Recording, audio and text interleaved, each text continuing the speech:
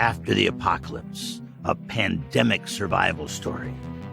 Season 1, Episode 19, The Gauntlet.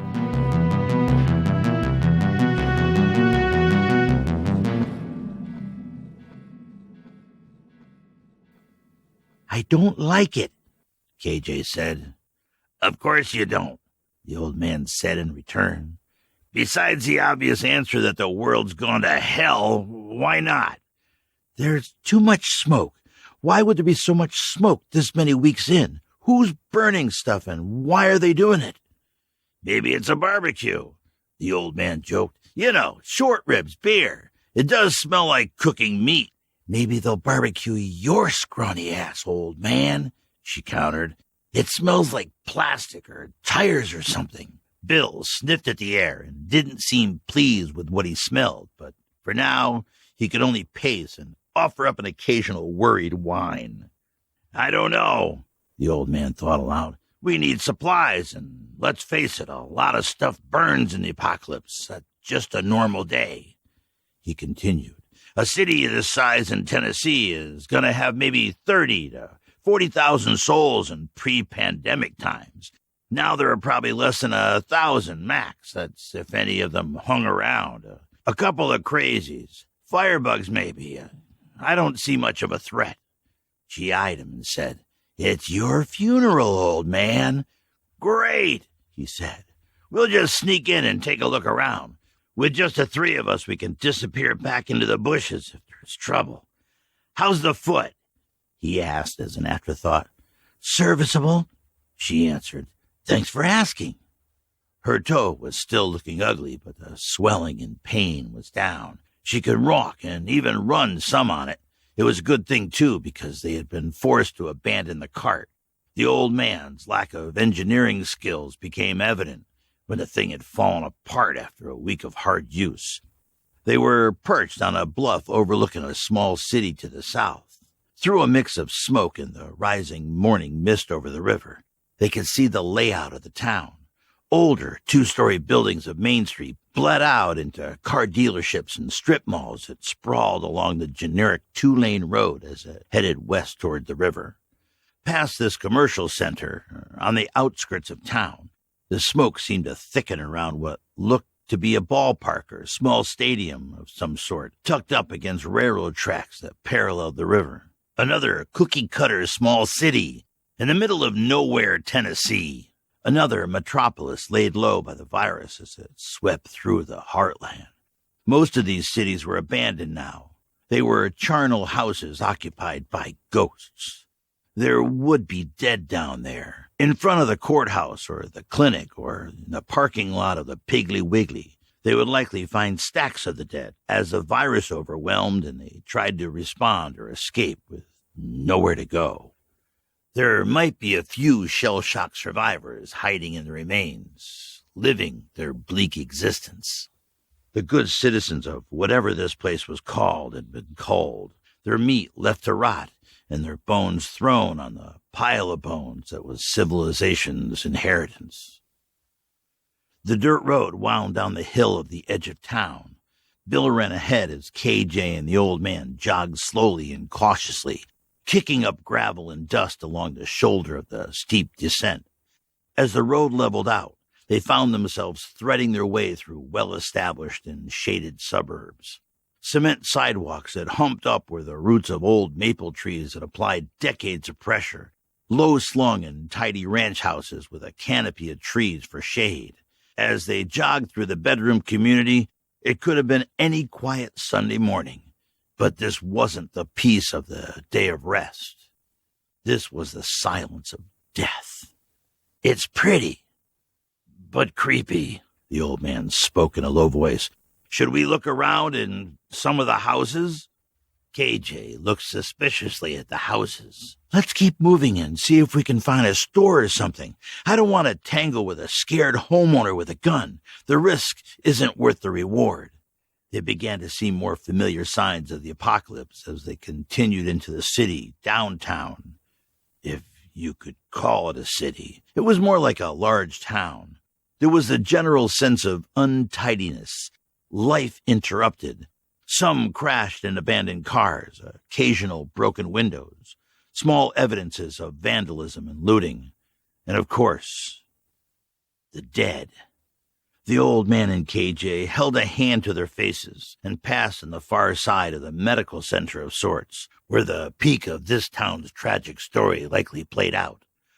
The last hopes of townsfolk evident here as the entrance was littered with bodies. Other signs of the town's last days were more subtle.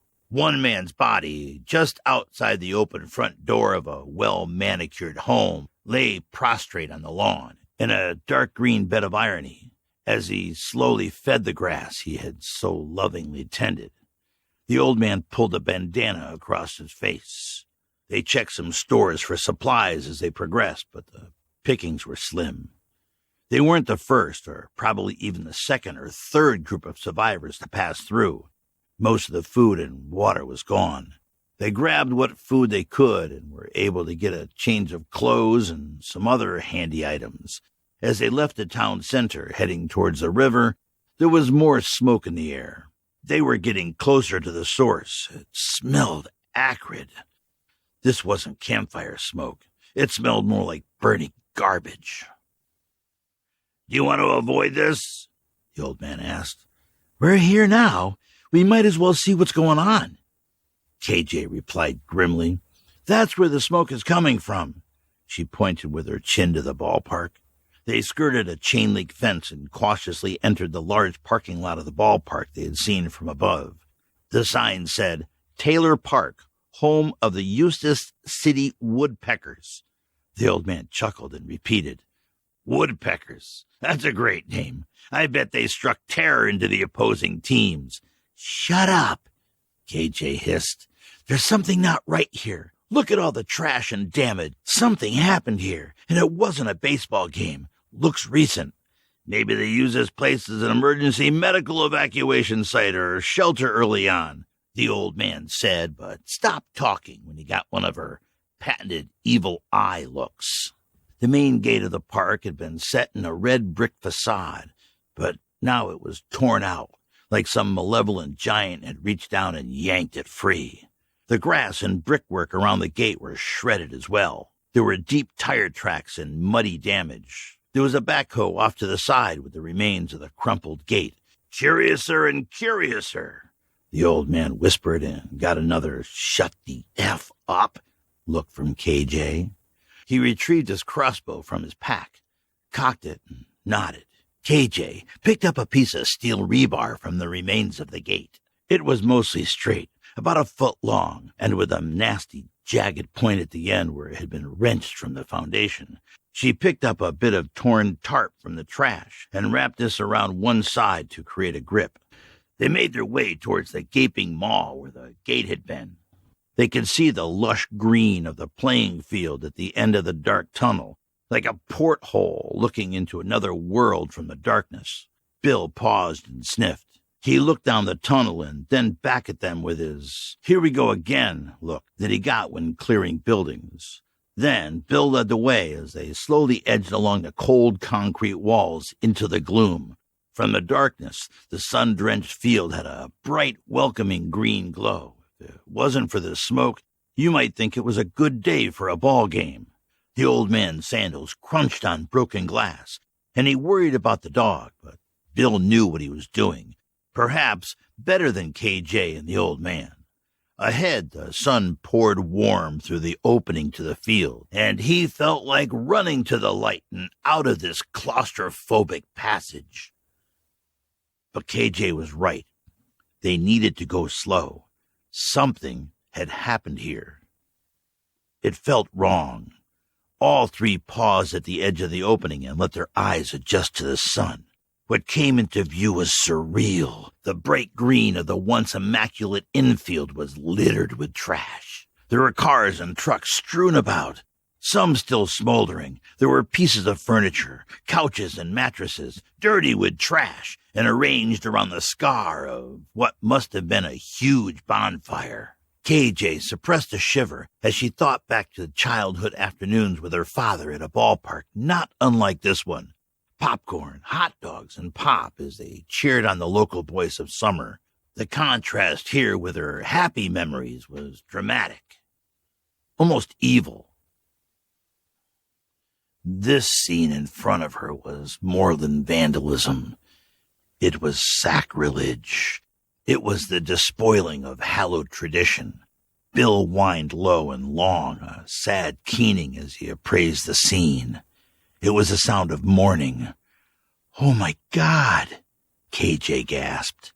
The old man stopped and went to one knee. There were bodies. But these weren't the unlucky and hapless dead that the virus left in its wake. These were desecrations. These were bodies tied to stakes that had been driven into the base paths. These were bodies hung from and twisted into the backstop fence like something out of a horror movie. At least a dozen bodies in all that had been killed here, murdered, or sacrificed. "What the hell is this?" the old man asked through clenched teeth. He had seen death before. He had seen executions and man's casual disregard for human life. And it was never easy. But here before them was a new level of evil.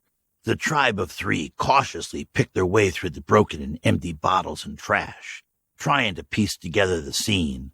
"The fire's still smoking," the old man said. "Whoever did this hasn't been gone more than a day. Keep your head up." "What a mess," Janet added.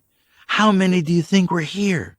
"I don't know. To do that much damage, I'd guess at least 50, maybe 100, maybe more," the old man said. "I do know that we don't want to meet them." Amongst the trash and bottles was baseball equipment, gloves, bats, balls, spread around the field.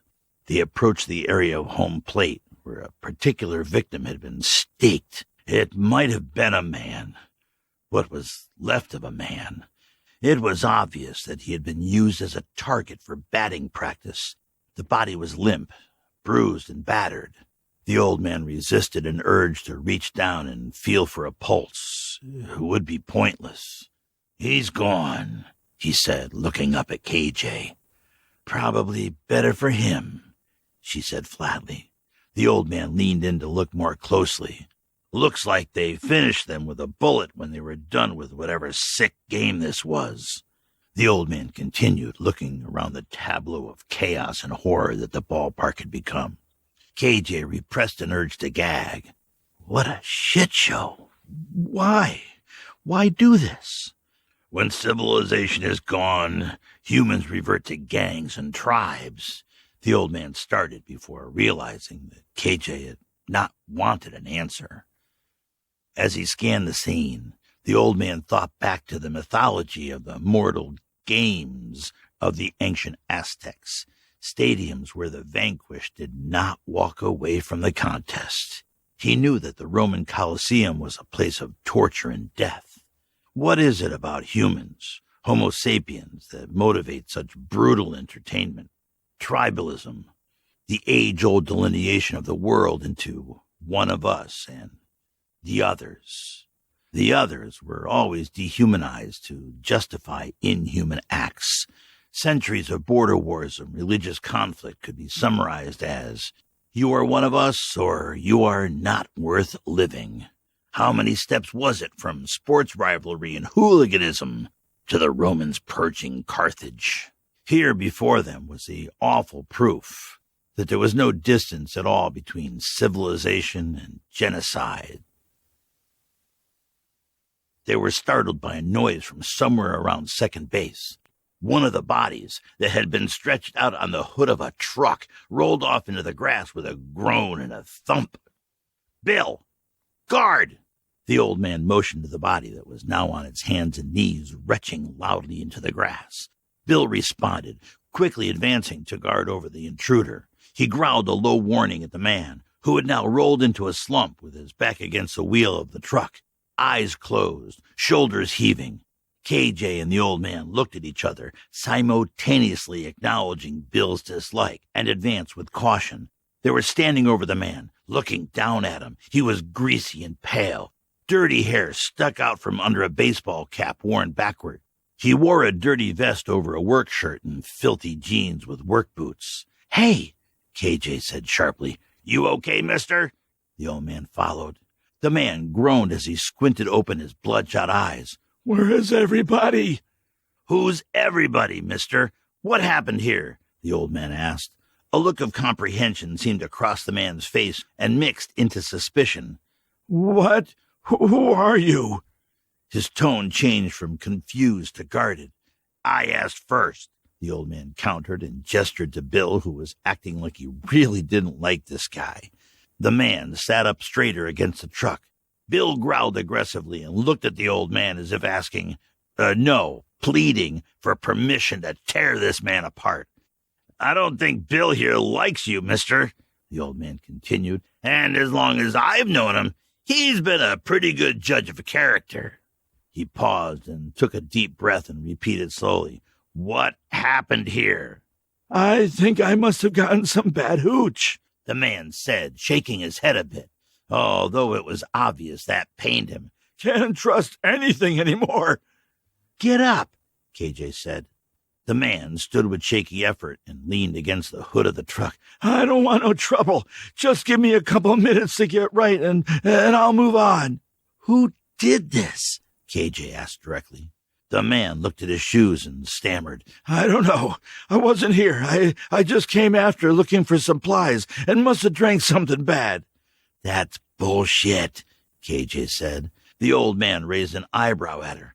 "You were lying." "What happened here? Who did this?" she asked again, lifting the length of rebar and pointing it at his Adam's apple. The man spread his hands in submission and answered, Okay, it was the king." The old man repeated that as an involuntary surprise question. "The king?" "Yeah, he calls himself the king. He's got a group of hard cases with him that he calls the Volunteer Army of Lost Souls or some shit." The old man stood with his mouth open, trying to wrap his head around this information. "What happened here?" KJ stared at the man with a look that was cold, hard, and unflinching. They had a party." KJ gestured at the staked bodies. "What happened here?" The man smiled weakly. "Some of the locals didn't see eye to eye with the king." "Jesus," the old man sighed. "More like the devil," KJ replied. They looked at each other for a long moment. The silence was broken by the man. "Hey, I gotta piss. Do you mind?" "Go ahead," KJ said, not moving. The man shrugged his rumpled shoulders and turned away from them to urinate towards the back of the truck. KJ and the old man conferred in low voices. "This is some bad work here," he said. "These are bad people," KJ agreed. "This is some medieval crap," he added. While they were conferencing, the dirty man lurched to his knees. One hand braced against the truck's side and began heaving again.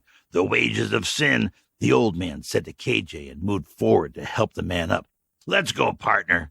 The old man reached to grab the dirty man's shoulder, but the man turned quickly and spun to grab the old man in a chokehold from behind, brandishing a hunting knife towards KJ. KJ tensed, surprised.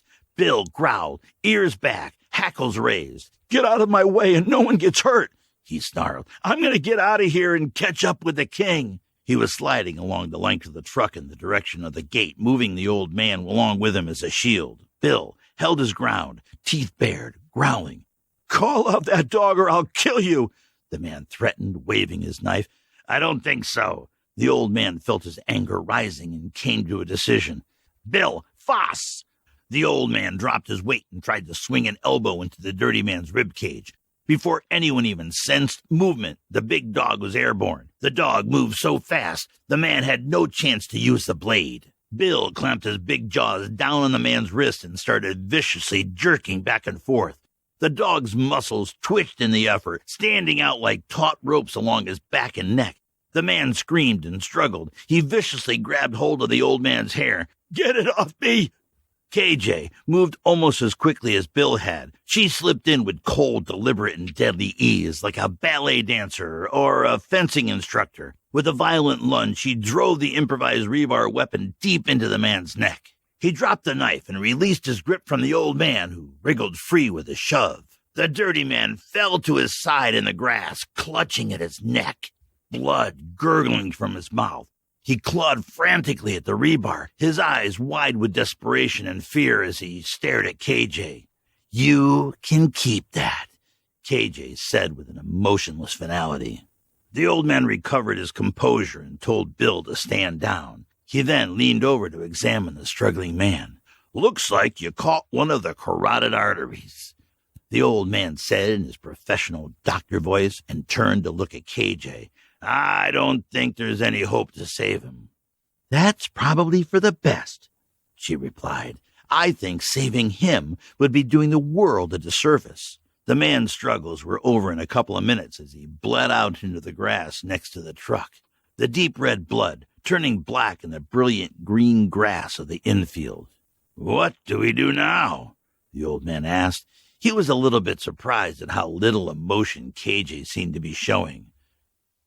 His mind drifted, and he thought again about dehumanization, and he thought again of the looming specter of the great pile of bones, and he wondered again about his own sanity and what he was still doing in this world, until KJ's response broke his trance.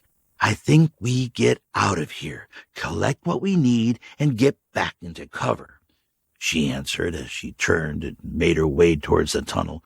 "Who knows when the king and his army of assholes might turn up again?" "No argument here," the old man agreed as he followed, shaking his head and taking one last distasteful look around the ballpark.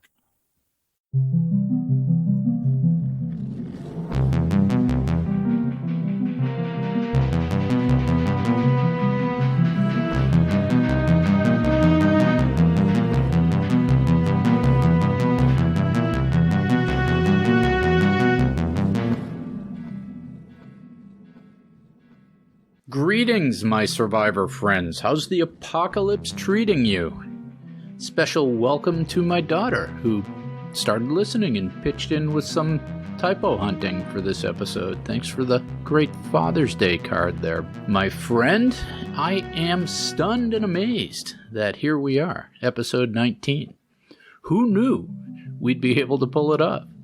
This chapter was fun to write. I think we get a clear understanding of who these characters are, right? We know who they are now, and we know what they're thinking, so I can just drop them into situations and let them act it out for themselves, let them speak for themselves. And we see our female protagonist, Janet, aka KJ the Killer, who we all love. We see her slipping into that ambiguity that the end of the world forces on people. And we see the old man teetering on the brink of reality and sanity. And we see the world thrashing about in the worst types of reactions that befall humans in these sort of situations. And the question is, which way will they all slide? What will they choose? Do they even have a choice? And we introduce that there is a big bad roaming around in our world. As the world starts to coalesce around survivors, these sorts of things happen. The big bad, it's more of an antagonist to create narrative tension. The big bad is an alternate blueprint, right? That's an alternate blueprint of how the world should be. And he's that dark side of humanity that is always just outside, peering through that little window shaped like a porthole in the front door of civilization, waiting for us to make a mistake. And that's always the tension with humanity. Civilization is a chaos suppressant. Civilization sees chaos as evil. All our religions have a manifestation of chaos, from Loki to the devil to Coyote. There's always that tension between order and chaos, or, more pedantically, good and evil.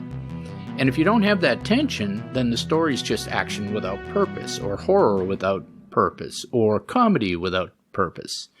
And when the narrative fiction falls into that space, you lose interest in the fate of the characters, and all the action in the world can't keep it going.